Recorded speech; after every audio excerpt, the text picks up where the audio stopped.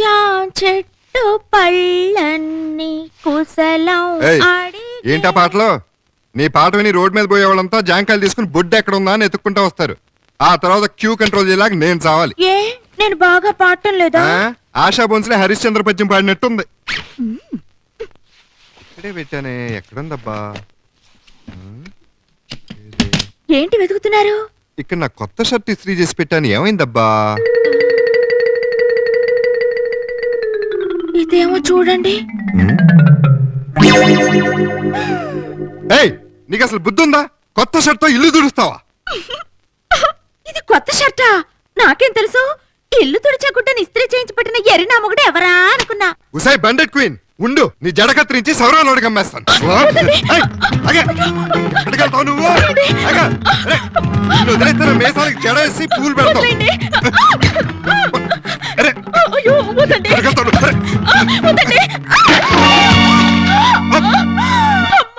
Bucket తనేసింది.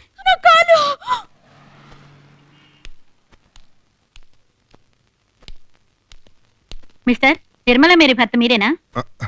కాదు. మరి ఆవిడ ఈ గుమ్మ ముందు గురకావాళ్ళ తిరిగాయనే నా భర్తని చెప్పిందే. అలా చెప్పిందా?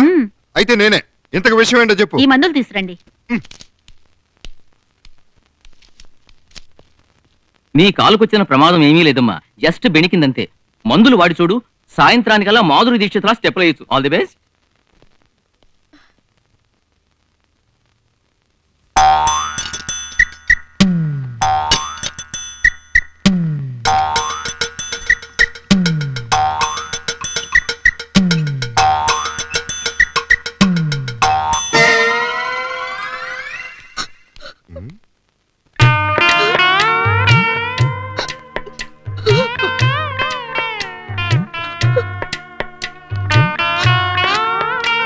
నీ కాలు ఇది ఆడిన వింత నాటకంలో ఇక నాకు కుంటి పాత్రే మిగిలింది.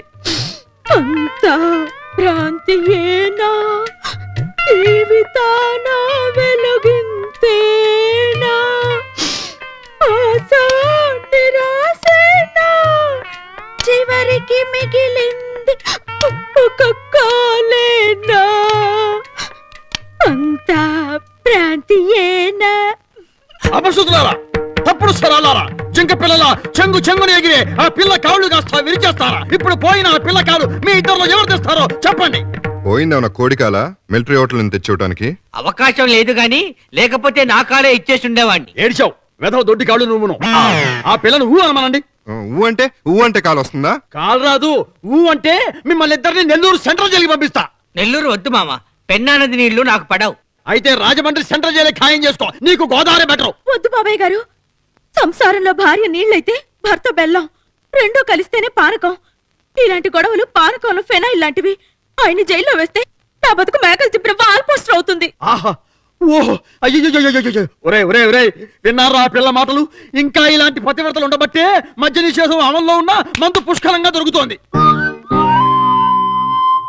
ఇప్పుడే చెబుతున్నా, ఇక మీదట ఆ పిల్లకి ఎప్పుడు ఏది కావాల్సి వచ్చినా మీ ఇద్దరే దగ్గరుండి చూసుకోవాలి. తేడా వచ్చిందో మీ ఇద్దరిని పియానో తొక్కినట్టు తొక్కి మీ చెవుల్లో పాట పాడేస్తా.